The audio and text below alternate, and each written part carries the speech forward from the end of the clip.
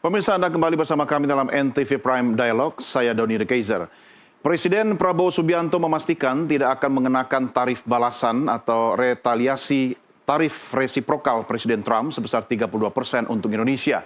Sebaliknya, pemerintah Indonesia bersikap sama dengan mayoritas negara-negara ASEAN yang akan mengedepankan negosiasi dengan Amerika Serikat. Hari ini, pemerintah mengundang para pengusaha dan menggelar diskusi darurat membahas pemberlakuan tarif Amerika Serikat ini yang dikhawatirkan memicu banjir produk murah dari Tiongkok, India, dan Vietnam masuk ke dalam negeri.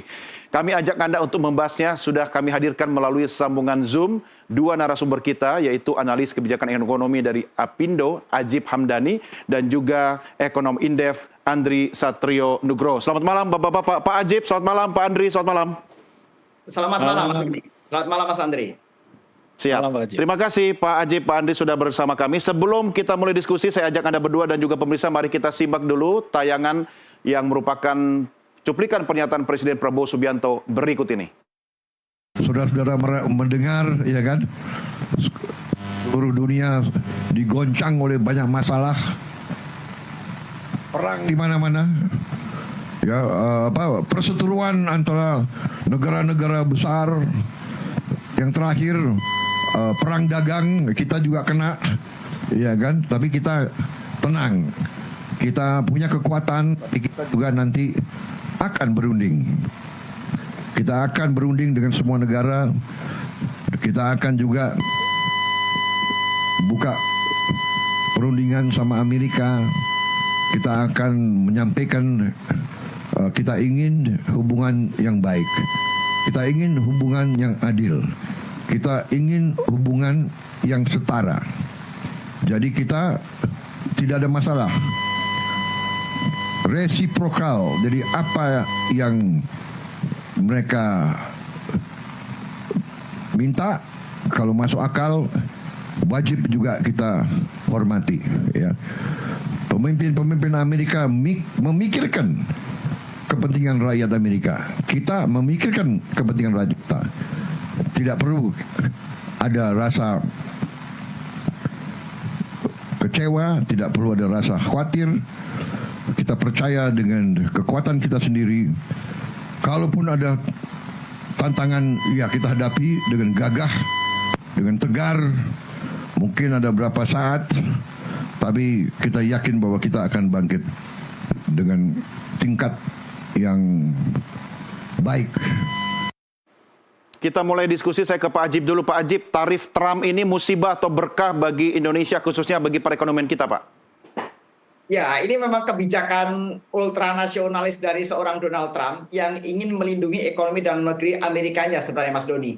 Jadi justru hal ini harus dicermati oleh pemerintah Indonesia, dan kita harus melakukan langkah antisipatif yang cepat, Mas Doni, agar bagaimana kebijakan dari Donald Trump, kebijakan dari Amerika tidak memberikan efek yang berkelanjutan terhadap kekuatan ekonomi domestik dalam negeri. Karena kalau kita lihat, Mas Doni, bahwa kebijakan dari Trump ini akan memberikan efek secara langsung maupun tidak langsung. Efek langsungnya adalah akan mempengaruhi neraca dagang antara Indonesia dengan Amerika. Yang notabene kalau kita mengacu pada data tahun 2024, Mas Doni, bahwa neraca dagang Indonesia itu surplus sebesar 16 miliar US dollar. Artinya ini sebenarnya cukup menjadi penopang signifikan untuk kita juga menjadi bagian penumbuh ekonomi di Indonesia. Tapi problemnya adalah kemudian ketika tarif perpajakan yang masuk ke Amerika itu dinaikkan, maka ini akan mempengaruhi volume perdagangan kita. Sehingga volume ekspor Indonesia ke Amerika, atau dalam hal ini adalah impornya Amerika, akan semakin berkurang. Kondisi konstruksi dagang seperti ini akan secara langsung mempengaruhi terhadap surplus neraca dagang. Padahal kita paham, Mas Doni, bahwa selisih antara ekspor impor ini dan termasuk salah satu pasar terbesar Amerika adalah salah satu penopang dari pertumbuhan ekonomi di Indonesia yang kita punya target konservatif di angka 5% sampai dengan akhir tahun ini. Tapi kalau kita kemudian melihat bagaimana kebijakan-kebijakan global itu akan memberikan pengaruh dan sentimen negatif terhadap pertumbuhan ekonomi, maka itu yang kita sampaikan, Mas Doni, bahwa Indonesia harus melakukan langkah antisipatif yang cepat. Itu konteks pengaruh langsungnya. Pengaruh tidak langsungnya adalah akan mempengaruhi kondisi ekonomi makro di dalam negeri, Mas Doni. Kalau kita lihat pertama, imbas yang nanti akan paling cepat terpengaruh adalah tentunya dalam konteks moneter, di mana berbicara masalah stabilitas nilai tukar rupiah terhadap US dollar. kalau kita lihat bagaimana nilai tukar rupiah kita terus mengalami kemerosotan, bahkan mencapai 16.700 lebih. Dan bahkan beberapa di pasar luar negeri itu sudah mencapai angka 17.000. Sebuah angka yang bersifat sangat psikologis, dan ini akan menjadi efek kurang positif terhadap ekonomi secara makro dan secara umum nanti, Mas Doni. Karena kalau kita lihat bahwa Indonesia itu hanya memperkirakan dan memproyeksikan nilai tukar rupiah kita tuh hanya di angka 16.000 sepanjang tahun 2025. Jadi bagaimana kalau bisa kita bayangkan ketika mulai April kita sudah rupiah kita sudah tembus sampai dengan 17.000 potensinya misalnya. Maka hal ini tentunya akan memberikan tekanan terhadap kondisi-kondisi ekonomi dan proyeksi ekonomi makro yang lain, Mas Doni. Jadi bagaimana efek tidak langsung itu juga akan memberikan pengaruh terhadap ekonomi dalam negeri. Setelah moneter kita kena, fiskal kita juga mulai akan mengalami tekanan juga. Karena kalau kita lihat dari proyeksi 3.600 triliun belanja APBN kita tahun ini, Mas Doni, 600 triliun itu masih berupa hutang. Dan hutangnya adalah hutang dalam negeri, dalam bentuk SBN, dan juga sebagian hutang dalam bentuk luar negeri, dalam bentuk falas. Ya. Konteks hutang falas itu tentunya akan terpengaruh terhadap berapa besar hutang yang kita bayarkan ke luar negeri. Bayangkan Mas Doni, tahun ini kita 800 triliun itu hanya untuk membayar hutang. Bagaimana kemudian ketika kemudian rupiah kembali mengalami tekanan, mengalami depresiasi, maka efeknya adalah fiskal kita juga akan mengalami koreksi yang begitu luar biasa. Ini yang kita khawatirkan, Mas Doni. Jadi kesimpulannya adalah bagaimana pemerintah itu harus secara antisipatif itu lebih cepat untuk melakukan langkah-langkah, baik langkah-langkah negosiasi secara bilateral dengan Amerika maupun langkah-langkah penguatan ekonomi dalam negeri. Ini yang menjadi harapan dunia usaha, Mas Doni. Ya, baik. Saya ke Pak Andri. Sebelum lebih jauh kita bahas langkah apa yang harus dilakukan oleh pemerintah. Pak Andri, kalau kita melihat situasi dalam negeri Amerika Serikat, bukankah ini sebenarnya tanda bahwa Donald Trump atau Amerika Serikat itu lagi kena serangan panik ya, panik attack gitu. Oke, nggak apa-apa. Yang penting Amerika bisa survive, bisa selamat. Mau negara lain itu kena akibatnya, emang gue pikirin gitu. Analisa sederhana Anda seperti apa, Pak Andri? Ya, sebetulnya ini yang menarik yang kita lihat, apakah memang sebetulnya hanya didorong oleh konteks perdagangan saja begitu. Karena ada beberapa hal yang analis juga ya melihat, terutama Indef juga melihat ini bisa jadi ada faktor-faktor di luar perdagangan. Ya. Tadi sekilas Pak Jim mengatakan bahwa Indonesia ada debt maturity 800 triliun. Di US itu ada debt maturity sampai 7 triliun US dollar. Wow. Artinya ini yang menurut saya kita perlu lihat lebih cermat lagi. Jangan-jangan Trump ini ingin menurunkan suku bunga dengan cara membuat kepanikan sebetulnya. Nah, ini kita bisa melihat dari 10 years bonds, US bonds gitu ya, US bonds treasury yang turun suku bunganya hingga di bawah 4% setelah adanya pengumuman dari Trump ini. Jadi ketika stock market crash di US, dana ini lari semua ke bonds, dan ini memaksa agar bonds bisa menurunkan suku bunganya. Nah, kemarin juga sempat Trump juga di sosial medianya mengatakan bahwa the Fed harus menurunkan suku bunganya begitu ya, karena melihat bahwa harga telur itu ya udah turun drastis begitu. Terus ada beberapa hal yang memang diinginkan agar ketika impor itu mahal gitu ya, diharapkan industri dari domestik di US ini bisa bangkit dan ekspansif, dan itu dibutuhkan suku bunga yang jauh lebih rendah untuk agar kredit financingnya tidak terlalu mahal.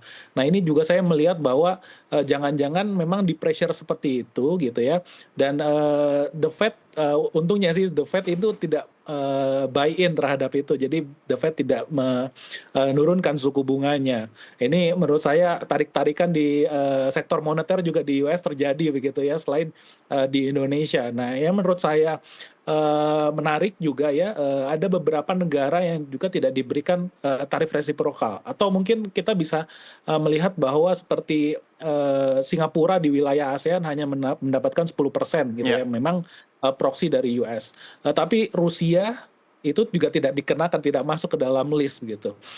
Beberapa negara ada yang tidak masuk karena memang sudah diterapkan tarif. Tapi Rusia yang kita tahu juga jalinannya cukup erat dengan Trump ini, menurut saya juga jadi salah satu hal yang juga dipertanyakan. Apalagi kalau kita melihat tarif resiprokal yang diberikan kepada Indonesia, dari sisi perhitungannya tidak, menurut saya ini hitung-hitungan yang pada akhirnya tidak cukup tepat, karena kalau kita melihat Taiwan saja yang memang mendapatkan tarif yang sama 32%, ini lihat dari defisit neraca perdagangannya itu jauh lebih besar diberikan kepada US dibandingkan Indonesia yang hanya 19 billion US dollar. Dan juga dari sisi volume transaksi perdagangannya juga jauh lebih besar. Tetapi kalau kita melihat tarif resiprokalnya sama gitu dengan Indonesia. Jadi ini yang menurut saya menjadi pertanyaan, apakah betul-betul sebetulnya ini adalah masalah perdagangan saja, masalah industri saja, atau mungkin ada sesuatu hal yang dibaliknya yang memang diharapkan bahwa sentimen terhadap market itu turun, kekacauan terjadi, proses untuk refinancing jauh lebih murah untuk utang-utang yang pada tahun ini jatuh tempo begitu, Mas. Iya, ada jokes menarik ya terkait di balik Trump tarif ini, Pak Andri dan Pak Ajib, itu katanya Donald Trump itu menentukan tarifnya itu berdasarkan AI gitu. Jadi angkanya bisa berbeda-beda ya tergantung analisa AI. Oke, saya sekarang mulai masuk ke soal respon pemerintah kita. Kalau Pak Andri melihat statement atau pernyataan Presiden Prabowo Subianto siang tadi bahwa pemerintah akan melakukan negosiasi. Sungguh tepat negosiasi atau kita harus retaliasi? Ya, menurut saya pertama kalau kita berbicara mengenai lobby dan diplomasi ekonomi, sebetulnya kita sudah kalah karena dubes kita itu kosong hampir 2 tahun di US Amerika. ya. Jadi tidak ada perwakilan Washington dari Indonesia. Ini menurut saya juga salah satu hal yang menjadi pertanyaan, bahwa US adalah mitra dagang terbesar kedua, tetapi kita tidak punya perwakilan di sana. Lalu yang selanjutnya adalah batalnya preskon ketika tarif diumumkan. Seharusnya sudah ada preskon dari Menko dan Menkyu terkait dengan apa yang harus dilakukan, tetapi ini miss gitu ya. Baru ada beberapa waktu setelahnya baru direspons oleh Menko dan juga tadi juga oleh Presiden. Menurut saya pertama untuk respons terkait dengan ASEAN terlebih dahulu, Presiden menghubungi langsung kepada Anwar Ibrahim gitu ya. Dan ini menurut saya salah satu hal yang cukup baik begitu, karena kita harus menjalin aliansi dengan ASEAN. Karena kita tidak bisa satu persatu begitu ya. Pasti agak sulit untuk melihat kalau lihat dari nilai perdagangannya. Jadi ASEAN harus ikut serta di dalam perundingan ini. Lalu yang kedua tadi dikatakan oleh Presiden bahwa akan melakukan diplomasi dibandingkan retaliasi.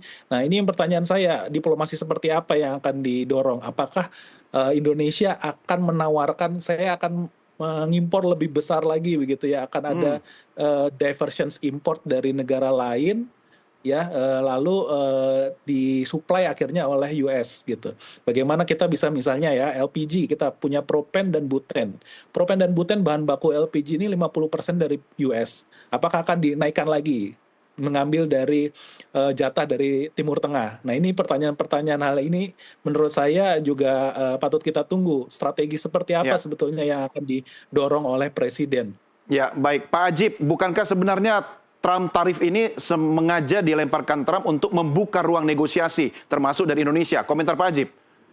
Ya, sepakat dengan itu, Mas Doni. Sebenarnya ketika kemudian Pak Donald Trump ya itu mengumumkan tentang kenaikan tarif, itu ada statement di ujung bahwa tarif tersebut bisa dinegosiasikan. Ini kan sebuah kebijakan dan sebuah rumusan yang saya pikir unsur subjektivitasnya tinggi. Bahkan secara ekonomi tidak ada teori ekonomi yang membuat kenapa muncul angka 32%. Katakan tadi Donald Trump mengukur dengan kita surplusnya adalah 16 miliar US dollar, volume kita di angka kira-kira misalnya 28 US dollar, sehingga ketemu 64%. Tarifnya diskonnya 50% dari itu kan secara ekonomi tidak ada pendekatannya sebenarnya, Mas Doni. Tapi kemudian kalau kita cermati memang, seperti tadi Mas Doni sampaikan, bahwa Donald Trump menyampaikan bahwa tarif yang kemudian dikenakan oleh pemerintah Amerika itu untuk bisa dinegosiasikan. Makanya Mas Doni, Apindo mengusulkan 4 hal ketika tadi juga ada audiensi dengan Menko Ekonomi, di mana Ketua Umum Apindo menyampaikan beberapa hal yang krusial. Yang pertama tentunya berbicara masalah bagaimana Indonesia harus melakukan secara cepat negosiasi. Kita nggak mungkin melakukan retaliasi, Mas Doni, karena kalau kita lihat itu Amerika itu hitungan secara matematika kekuatan ekonominya itu lebih dari 26 triliun US dollar. Ya. Kekuatan nomor satu dunia sebenarnya. Satu-satunya yang bisa melakukan retaliasi itu hanya China, karena China adalah nomor 2 besar dengan 17 triliun US dollarnya. Indonesia kira-kira hanya di nomor urutan ke-16 besar dunia lah, dengan 1,4 triliun US dollar. Jadi satu-satunya hal yang bisa dilakukan yang bersifat mutualistik adalah tentunya dengan adanya negosiasi. Ini bukan karena kita minder kan, Pak? Negosiasinya bisa berupa banyak hal. Misalnya, ketika kita akan melakukan misalnya tentang komoditas-komoditas ekspornya, kemudian Amerika juga bisa menurunkan kembali tarifnya atau melakukan penyesuaian. Saya pikir ruang-ruang itu sangat terbuka. Tapi poinnya adalah yang menjadi usulan Apindo, bagaimana pemerintah dengan cepat melakukan negosiasi dengan Amerika. Karena memang faktanya adalah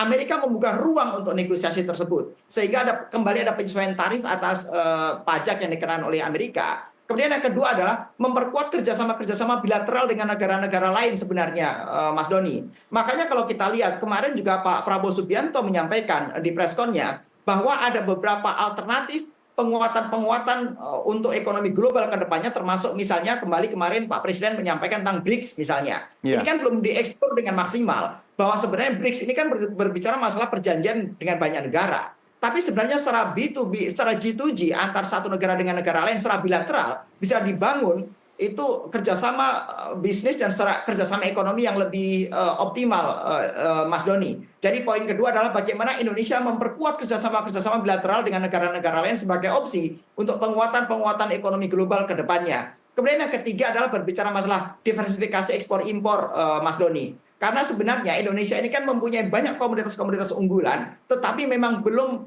dioptimalkan nilai-nilai tambah atas komoditas unggulan yang dipunyai oleh Indonesia. Yang keempat adalah berbicara masalah ini berbicara penguatan ekonomi dalam negeri, Mas Doni, tentang bagaimana revitalisasi tentang industri-industri yang ada di Indonesia dan sektor-sektor manufaktur sehingga bisa meningkatkan produktivitas dan daya saing.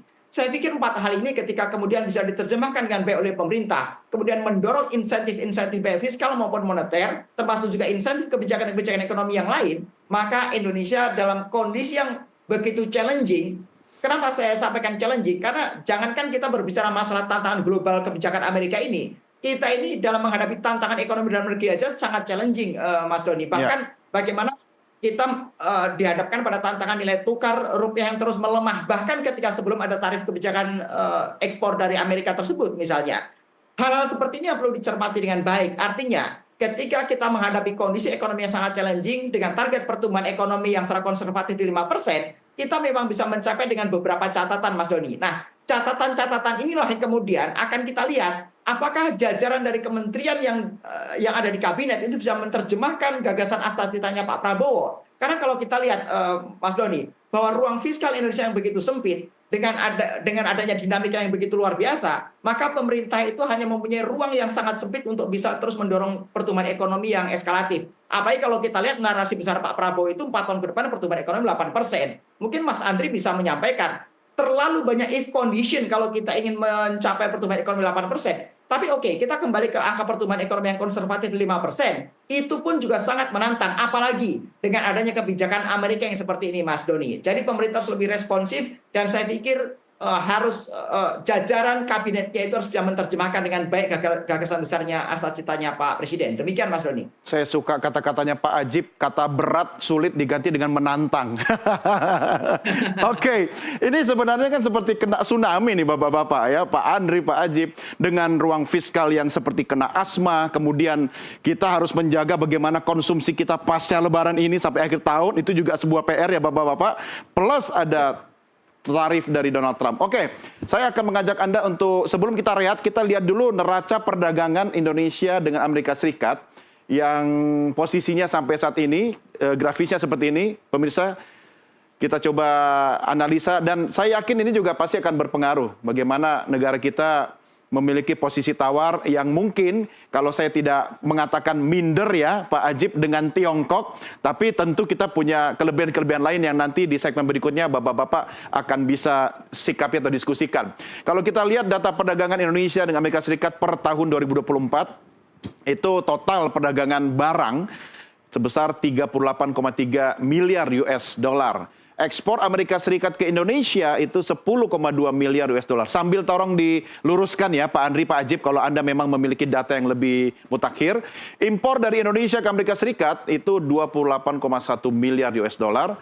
Dan defisit Amerika Serikat terhadap Indonesia itu sebesar 17,9 miliar US dollar. Ini datanya dari United States Trade Representative ya. Oke, baik. Bapak-bapak sekalian dan juga pemirsa, kita akan lanjutkan diskusi kita di segmen berikutnya. Pemirsa, kami segera kembali sesaat lagi. Masih bersama kami dalam NTV Prime Dialog. Menko Perekonomian Airlangga Hartarto mengundang beberapa pemangku kepentingan, pengusaha dan juga asosiasi pengusaha. Di antaranya ada Apindo, asosiasinya Pak Ajib, kemudian Kadin, ada Asosiasi Pertekstil Indonesia, dan ada beberapa asosiasi dan himpunan lainnya. Dan setelah melakukan pertemuan, Menko Airlangga Hartarto memberikan pernyataan sebagaimana yang kami siapkan berikut ini.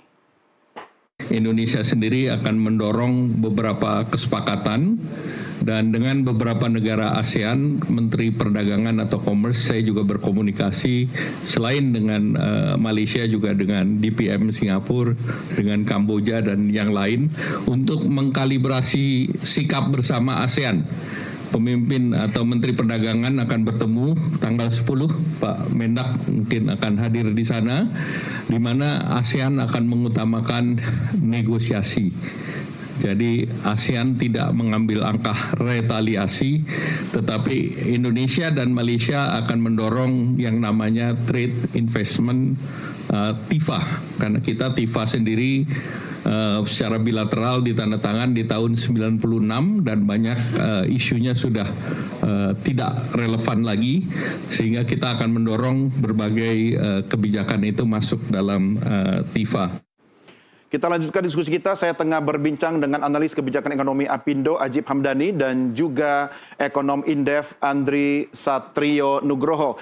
Pak Andri, ini sejalan dengan statementnya Pak Ajib tadi bahwa lebih baik ada 4 usulan Apindo, yang satu itu negosiasi cepat ke Amerika Serikat. Kemudian Menko juga sudah mengatakan tadi, tanggal 10 nanti negara-negara ASEAN akan berkumpul, tujuannya sama, negosiasi. Kita tidak akan melakukan retaliasi. Apa yang bisa Anda sampaikan Pak Andri agar negosiasi itu kita bisa duduk sama rendah, berdiri sama tinggi dengan Amerika Serikat?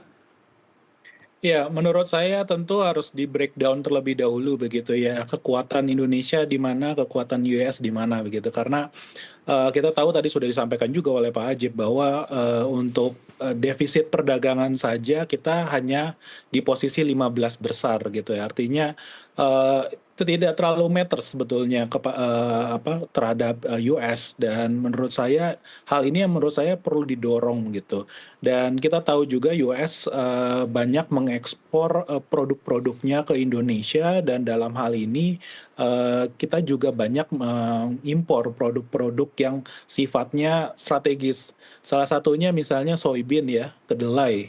Ini kan kalau misalnya kita retaliasi, kedelai kita pasti akan mahal begitu ya, dan ya kita tidak ingin bahwa tempe, tahu dan juga kecap nanti harganya akan melambung tinggi, dan ini menurut saya menjadi bergeser dari isu ke ekonomi menjadi isu politik. Dan begitu pula apa yang kita ekspor ke US, kita tahu bahwa TPT kita, tekstil, produk tekstil, pakaian jadi, kalau kita jumlahkan semua itu 4,83 miliar US dollar, dan ini sangat besar, 18,4% dari total ekspor. Jadi menurut saya ini sangat-sangat strategis. Kalau misalnya memang kita pada akhirnya kena 32%, tentu ini akan menghantam balik konsumen di US. Dan banyak di antara produk-produk pakaian jadi kita akhirnya menjadi mahal di US begitu. Dan kita tahu sendiri bahwa US sendiri kan memberikan tarif yang cukup besar kepada China, Vietnam, dan negara-negara yang banyak mengekspor pakaian dan produk tekstil. Dan ini menurut saya sama saja sebetulnya, maju kena mundur kena. Pada akhirnya konsumen di US itu pasti akan terkena dampak yang cukup besar. Sekarang yang kita perlu dorong adalah di mana sebetulnya posisi tawar kita. Menurut saya kalau kita hanya berada di Indonesia saja begitu ya, sebagai Indonesia, menurut saya ini tentunya akan melemahkan kita sendiri. Makanya dari itu saya rasa gerbang dari ASEAN itu bisa kita gunakan. Tadi sudah di-mention juga tentunya akan melemahkan kita sendiri. Makanya dari itu saya rasa gerbang dari ASEAN itu bisa kita gunakan. Tadi sudah di-mention juga oleh Pak Ajib, bisa juga menggunakan BRICS begitu. Tapi kita tahu sendiri China sudah memiliki statementnya untuk melakukan retaliasi. Nah, ini menurut saya hal yang patutnya harus kita perhatikan baik-baik karena batas waktunya sangat mepet, 9 April gitu ya. Sekarang sudah terkena 10%, 9 April nanti akan ada tambahan 32%. Jadi ini it's a matter of time gitu ya. Hanya waktunya sangat pendek sekali.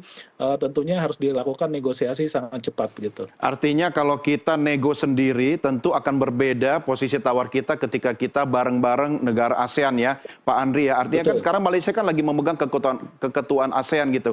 Beda dengan kalau kita pakai BRICS gitu kan, itu kan yang paling dibenci sama Trump gitu. Posisi tawar kita dengan ASEAN, apakah dampaknya akan sama ke semua negara-negara ASEAN, termasuk di dalamnya ada Singapura, Malaysia, Vietnam, dan sebagainya itu, Pak Andri? Ya, kalau kita melihat ini ketakutannya adalah berujung kepada bukan lagi isu perdagangan, tetapi isu investasi. Ya. Mengapa demikian? Karena di ASEAN sendiri hanya Singapura yang mendapatkan tarif jauh lebih rendah dibandingkan dengan yang lain. Apa artinya? Artinya kita bisa jadi ke depan investor-investor ini akan melihat Singapura lebih lebih manis lagi begitu daripada hari ini. Ya. Karena tarif untuk masuk ke US jauh lebih rendah dibandingkan negara-negara ASEAN dan ya untuk apa saya misalnya berinvestasi di Indonesia, saya akan pindahkan saja ke Singapura karena Singapura mendapatkan privilege dari tarif itu sendiri begitu.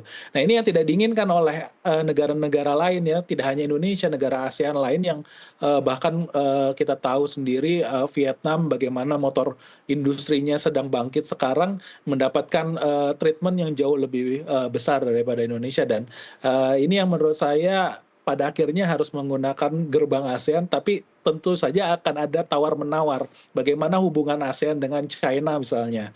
Nah ini bisa jadi kepentingan-kepentingan dari US pasti akan masuk di dalamnya. Jadi tentunya kita berharap bahwa ASEAN ini bisa membawa menu yang menurut saya jauh lebih variatif begitu ya, jauh lebih baik ketimbang Indonesia sendiri yang maju gitu. Ya, Pak Ajib, bisakah negara-negara BRICS itu menjadi salah satu strategi kita untuk meningkatkan hubungan bilateral dengan negara-negara lain? Kita mulai dari anggota BRICS itu sendiri, Pak Ajib.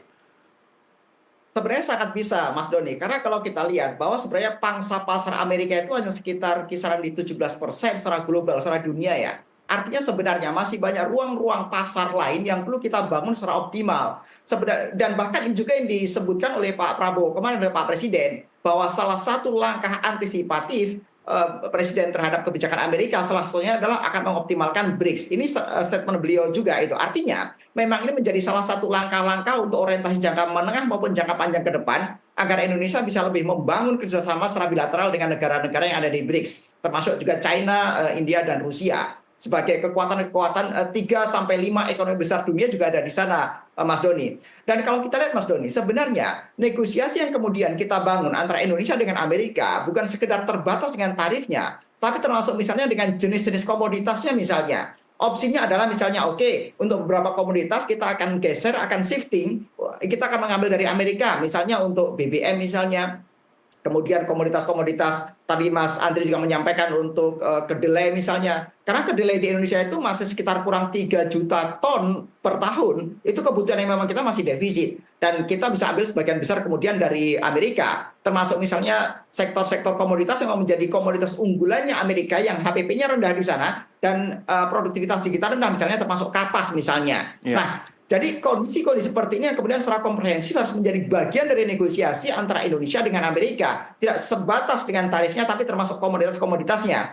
Tapi Mas Doni, satu hal juga yang perlu kita cermati adalah kemudian secara global, kita juga harus preventif terhadap potensi membanjirnya produk-produk dari negara-negara lain yang tidak terserap oleh Amerika. Ya. Karena ketika misalnya mereka lambat melakukan negosiasi dengan Amerika, kemudian dikenakan tarif tinggi dan kemudian konstruksi ekspor ke Amerika, kemudian barang-barangnya masuk ke Indonesia. Ini yang perlu kita cermati dengan baik. Jangan sampai kemudian ada efek samping bahwa kemudian terjadi banjir produk-produk dari luar ke dalam negeri. Artinya kemudian pemerintah juga perlu antisipatif terhadap pola ekonomi seperti ini, karena ekonomi ini kan akan menemukan equilibriumnya sendiri, Mas Ya. Doni. Ketika dia tidak bisa masuk ke tempat yang lebih mahal, dia akan masuk ke tempat negara-negara lain. Indonesia ini kan termasuk bagian emerging country Ya. yang penduduknya itu jumlahnya nomor 4 besar dunia dengan 280 juta orangnya. Nah, artinya kebijakan Amerika ini juga memberikan side effect terhadap kondisi seperti itu, yang sekali lagi pemerintah juga harus preventif untuk preparing dengan baik. Jangan sampai kemudian Indonesia menjadi pasar baru atas negara-negara lain yang mereka mengalami bottleneck negotiate dengan Amerika. Apa yang Poin-poin ini Anda juga khawatirkan, Pak Ajib? Pak Menko, Mas Apakah Doni. banjir produk-produk tekstil misalnya dari Tiongkok itu yang bisa saja masuk ke negara kita, Pak Ajib? Itu juga sangat potensial, karena sekarang bukan hanya dari Tiongkok, bahkan dari Vietnam, Thailand, dan lain-lain itu karena mereka mempunyai nilai produktivitas yang tinggi dan kita ini Ya. kan sangat rendah.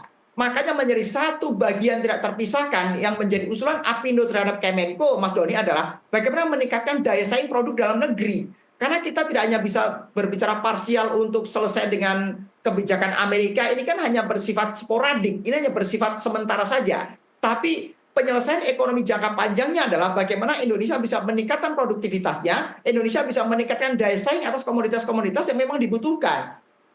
Kalau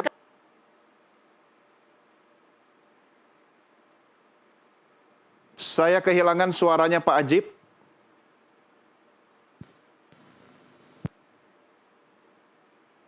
kita nomor 4 besar dunia loh, Ya. setelah dari India, China, Amerika, dan kemudian Indonesia nomor 4. Artinya sebenarnya Indonesia punya daya tawar terhadap negara-negara dengan kekuatan ekonomi besar dunia lainnya, bahwa Indonesia punya market. Ketika mereka punya supply, kita harusnya bisa, kalau istilah Mas Doni tadi, kita bisa berdiri sama tinggi, duduk sama rendah. Paling tidak kita punya value di situ. Demikian Mas Doni.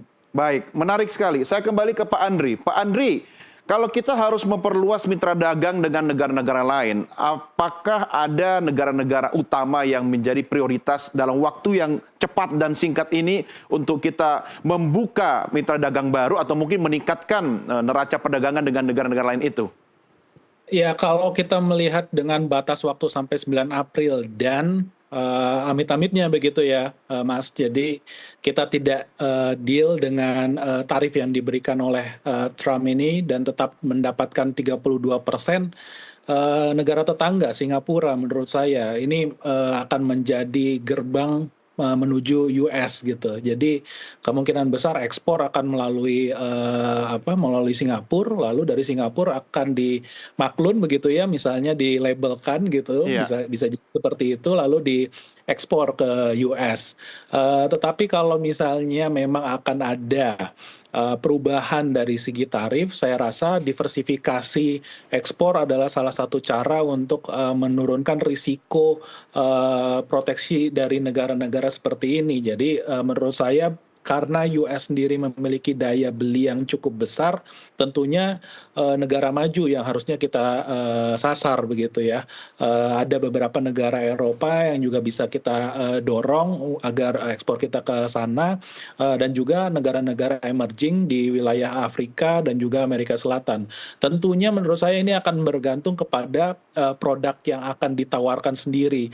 Tetapi menjadi catatan adalah bagaimana kalau kita sebagai contoh saja ya, mengekspor ke Eropa bukan semudah itu begitu ya. Ada standarisasi yang harus dipenuhi karena Eropa ini sendiri bukan hanya tarif yang akan dikenakan, karena ada non-tarif barrier, ada barrier yang sebetulnya bukan sifatnya non-tarif, akan ada banyak sertifikasi, akan banyak licensing dan lain sebagainya untuk masuk ke dalam pasar tersebut. Nah ini menurut saya strategi pemerintah ini patut ditunggu, karena model peningkatan standarisasi seperti apa yang akan ditawarkan oleh pemerintah untuk masuk ke dalam negara-negara maju seperti Eropa tersebut. Jadi menurut saya harus ada strategi jangka pendek tadi yang saya sebutkan dan juga jangka panjang ke depan. Ya. Nah tentunya pada akhirnya kita harus mendorong daya saing ekspor kita lebih besar lagi gitu, Mas. Kalau perlu diversifikasi ekspor itu, kira-kira komoditas apa yang paling tepat dan cepat, Pak Andri? Dan apakah perlu stimulan khusus dari pemerintah dengan regulasi tertentu yang bisa mendorong diversifikasi ekspor itu? Ya, menurut saya salah satunya yang cukup krusial itu adalah pakaian jadi kita gitu ya, tekstil dan pakaian jadi kita. Karena cukup besar begitu kita ekspor ke US. Kalau kita melihat dari sisi sektoral, ini juga industri padat karya. Banyak sekali yang kita dengar sejak kemarin permintaan global turun, dari sisi perusahaan tekstil dan juga pakaian jadi ini juga pada akhirnya mengefisiensikan produksinya mereka dan akhirnya mem-PHK banyak sekali karyawan. Nah, ini yang kita takutkan, industri-industri padat karya yang pada akhirnya kita harus bisa dorong agar semakin terdiversifikasi. Di sisi lain kalau kita mencatat ada beberapa produk yang memang harus kita dorong karena tingkat ketergantungan ekspor ke AS-nya cukup besar. Pertama itu adalah panel surya. Jadi ada bagian dari panel surya yang modulnya itu kita ekspor Ya. 98% ke US. Oke. Ini menurut saya bisa kita diversifikasikan. Yang selanjutnya adalah komoditas perikanan. Ada ikan tilapia di sana dan yang paling besar itu adalah komoditas udang. Ya, ini menurut saya udang ini 82% kita ekspor ke US dari total ekspor keseluruhan. Ini menurut saya tidak baik kalau misalnya akhirnya dikenakan tarif impor dan US berpaling ke negara lain misalnya seperti itu. Nah, pada akhirnya petambak kita atau nelayan kita yang akannya terdampak begitu dari tarif yang cukup besar ini. Oke, saya kembali ke Pak Ajib. Pak Ajib, kalau keluar dari soal tarif kita ke non-tarif barrier, ini kan ada beberapa aspek yang mungkin menurut Anda bisa nggak meningkatkan posisi tawar kita soal lisensi impor, sertifikasi, TKDN, dan sebagainya. Apalagi ada rencana dari Pak Menko akan merevisi perjanjian dagang Indonesia dengan Amerika Serikat. Pak Ajib, komentar Anda. Ya, itu memang menjadi bagian dari negosiasi, termasuk misalnya TKDN, karena tentunya dari pihak investor dan luar negeri akan mereduksi katakan proporsi TKDN-nya agar mereka lebih efisien bisnis di sini misalnya. Ya. Ini menjadi salah satu contoh bahwa memang berbicara negosiasi tentang tarif ini hanya bersifat parsial, tapi secara komprehensif akan ada variabel-variabel dan kebijakan-kebijakan yang lain sebenarnya Mas Doni. Termasuk tadi TKDN, tarif perpajakan, masalah tax holiday dalam negeri, dan lain-lain. Dan saya pikir ini menjadi sebuah ruang yang terbuka untuk pemerintah, tapi kuncinya adalah bagaimana kita sama-sama membawa kepentingan nasional dan untuk penguatan ekonomi domestik dalam negeri, Mas Doni. Sepanjang orientasi ke arah sana, saya pikir dunia usaha juga sangat mendukung.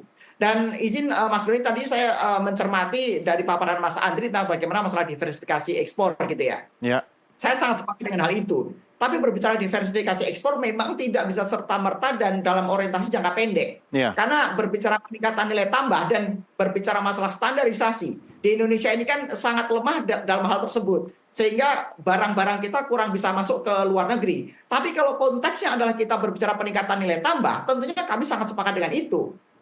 Misalnya kalau kita lihat di sini, kita ini kan terjadi sebuah paradoks. Kita ekspor CPO misalnya, crude palm oil salah satu pengekspor yang terbesar dunia, karena kita salah satu yang mempunyai keluasan kelapa sawit terbesar di dunia, tapi kemudian energi kita masih impor. Padahal kita selalu menggalakkan berbicara B40, B50, B60, bahkan kita juga orientasi bahkan pengen B100 untuk beberapa tahun ke depan. Nah, tapi kan ini kurang eskalatif programnya. Dan program ini kan nggak bisa berjalan secara alamiah, Mas Doni. Dibutuhkan insentif dari bidang fiskal, moneter maupun kebijakan lain, sehingga kebijakan-kebijakan penguatan ekonomi dalam negeri seperti ini bisa lebih cepat gitu. Nah, tadi juga Mas Andri katakan menyinggung sektor maritim.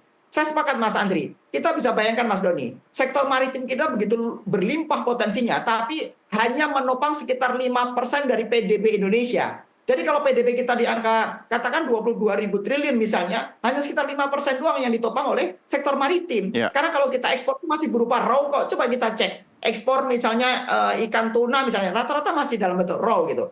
Tapi kemudian kalau kita bisa olah sehingga kemudian bisa meningkatkan nilai tambah maksimal, saya pikir ini akan memberikan dampak penguatan ekonomi dalam negeri. Bahkan beberapa saat terakhir ketika kita berbicara misalnya bagaimana ekspor benur misalnya. Itu kan kalau itu rata-rata orang yang bertambak di Thailand maupun Vietnam, itu rata-rata benurnya dari Indonesia, Mas Doni. Kalau kita bisa meningkatkan nilai tambah di Indonesia, saya pikir ini akan mendongkrak nilai keekonomiannya sebenarnya Mas Doni. Jadi kalau berbicara sektor maritim seperti yang tadi Mas Andri sampaikan, seharusnya Indonesia dengan sebutan negeri agraris dan maritimnya bisa menopang 10-15% dari PDB yang ada. Dan itu sangat mungkin sepanjang kemudian pemerintah memberikan ruang insentif yang tepat sasaran dan membangun sebuah ekosistem yang tertata dengan baik. Tapi begini Mas Doni, kalau kita sampaikan tadi tentang masalah penguatan ekonomi dalam negeri. Problemnya adalah tentang bagaimana kita ini daya beli masyarakatnya yang kurang, terus pengangguran kita yang masih tinggi. Makanya kalau kembali saya membaca rekomendasi Apindo yang disampaikan kepada Menko Ekonomi, Pak Erlangga Hartarto, nomor 4-nya berbicara masalah revitalisasi sektor yang padat karya. Ini semata-mata adalah bagaimana seharusnya pemerintah punya orientasi jangka panjang. Pemerintah melakukan revitalisasi terhadap sektor-sektor manufaktur, terhadap sektor-sektor yang menyerap banyak tenaga kerja, dan melakukan deregulasi. Karena sekali lagi begini, berbicara masalah kebijakan tarif Trump, ini adalah hanya sebuah momentum, hanya sebuah pintu bahwa sebenarnya masih banyak problem yang lain di belakangnya yang harus kita selesaikan, dan ini menjadi satu paket kesatuan kalau kita ingin berbicara masalah penguatan ekonomi jangka panjang ke depannya, Mas Doni. Demikian. Menarik ya, kita negara maritim ya. Harusnya ini jadi pintu masuk hilirisasi di sektor maritim, Pak Ajib. Mungkin kita sudah lupa lagu kita dulu, nenek moyangku orang pelaut ya. Baik, Pak Ajib, Pak Andri, kita rehat sejenak. Kita lanjutkan diskusi kita di segmen berikutnya. Pemirsa, kami segera kembali sesaat lagi.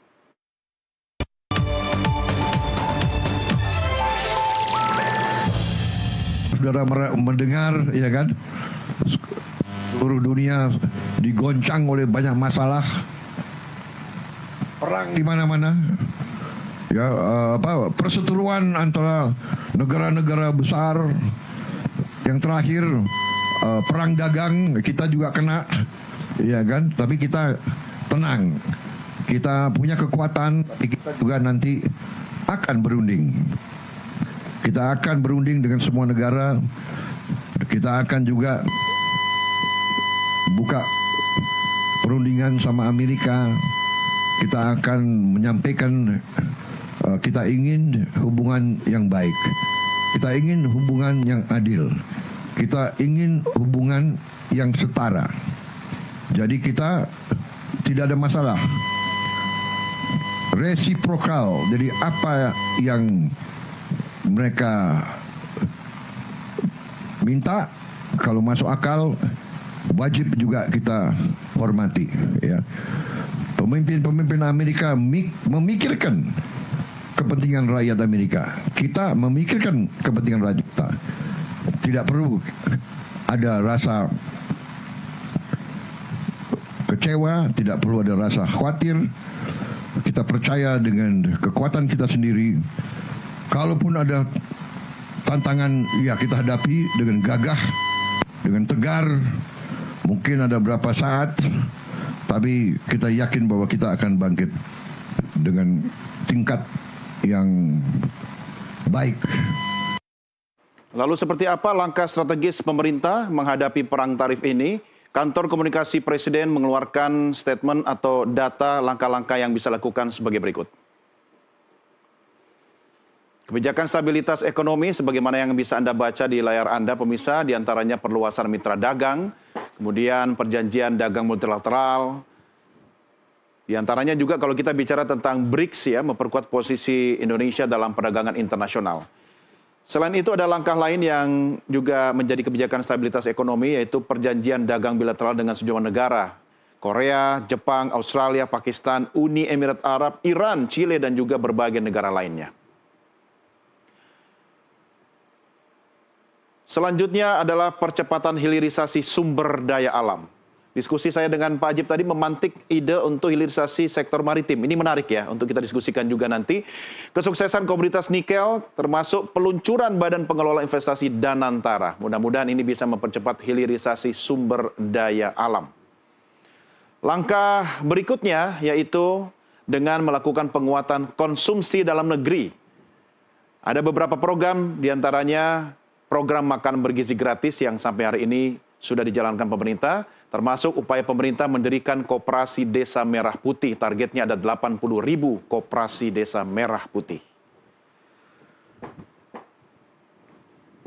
Saya ke Pak Andri. Pak Andri, setelah Anda menyimak apa yang menjadi strategi dari pemerintah yang dirilis oleh kantor komunikasi Presiden tadi, apakah ada optimisme untuk menghadapi tarif Trump ini, Pak Andri?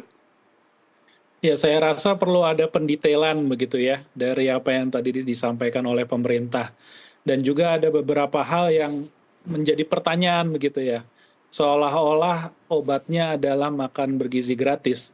Sampai tarif yang dikenakan Trump, obatnya juga sama, makan bergizi gratis. Ini menurut saya tidak seperti itulah seharusnya begitu ya. Oke. Seharusnya pemerintah bisa membreakdown lagi, menjabarkan kembali apa yang akan dilakukan, apa yang akan dinegosiasikan oleh pemerintah begitu ya dalam waktu yang dekat ini sampai 9 April, apa yang harusnya diantisipasi oleh pelaku usaha, para eksportir, para investor ya, apa yang mereka harus lakukan begitu di momen-momen seperti ini. Hal ini yang harusnya didorong begitu ya, harusnya disampaikan oleh pemerintah. Kalau memang tujuannya misalnya tadi ya hilirisasi, ini menarik juga bahwa sekarang US ini mulai berpikir seperti Indonesia begitu ya. Mereka mengenakan tarif yang cukup besar, harapannya investasi masuk ke negaranya gitu ya. Dan pada akhirnya ya menguasai bukan lagi supply chain global supply chain ya, tetapi local supply chain dalam tanda kutip hilirisasi gitu. Dan ini menurut saya penting, tetapi perlu menjadi perhatian juga bahwa tadi sudah disampaikan juga dimention di awal oleh Pak Ajib bahwa yang kita takutkan ini adalah importasi dari produk-produk negara lain. Ya. Dan menurut saya harus ada kebijakan perdagangan juga yang disampaikan oleh pemerintah.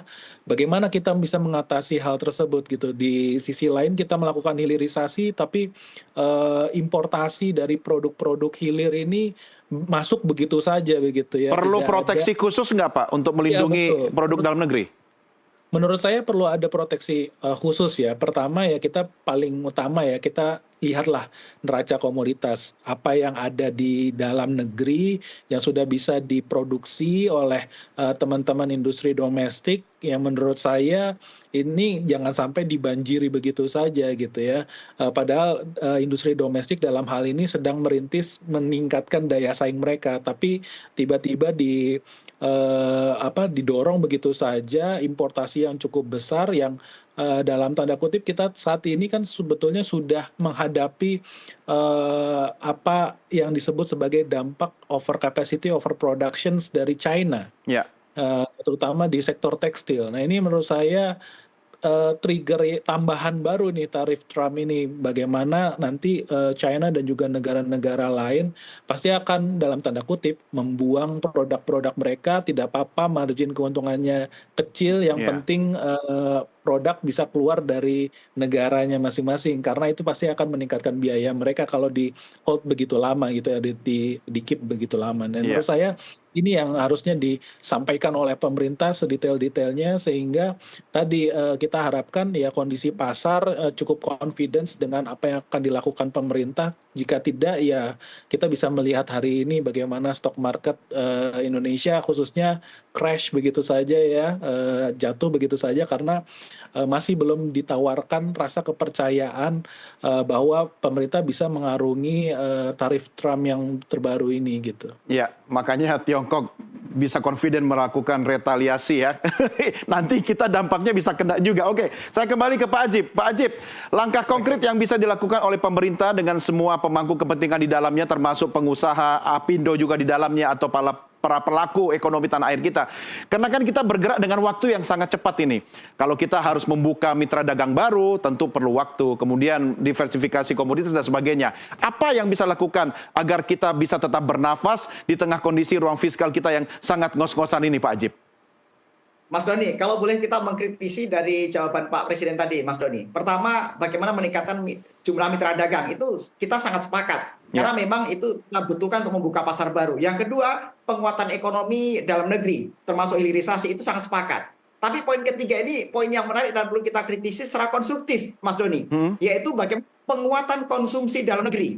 Problemnya adalah dari target penguatan konsumsi itu, sebenarnya penjabarannya bukan di dua hal itu. Karena penjabaran kita lihat tadi itu kan satu berbicara makan bergizi gratis, yang kedua adalah adanya koperasi merah putih. ya. Itu bukan penjabaran dari penguatan konsumsi dalam negeri. Karena problem mendasar konsumsi adalah ada dua hal. Satu kemiskinan, dua pengangguran. Coba kalau kita berbicara kemiskinan, coba kita cermati di sini. Ya. Ini adalah dua sub penjabaran penguatan konsumsi yang kurang proporsional. Karena seharusnya adalah pemerintah menjawab mengurangi pengangguran dan mengurangi kemiskinan. Makanya sudah betul bagaimana setiap orientasi program pemerintah dan setiap orientasi dari government spending adalah untuk good job creation. Ya. Untuk mengurangi pengangguran dan mengurangi kemiskinan. Bahkan kalau perlu kita kritisi Mas Doni, kemiskinan di Indonesia itu kalau kita mengacu pada data PPS hanya 9%, setara dengan 25 juta orang.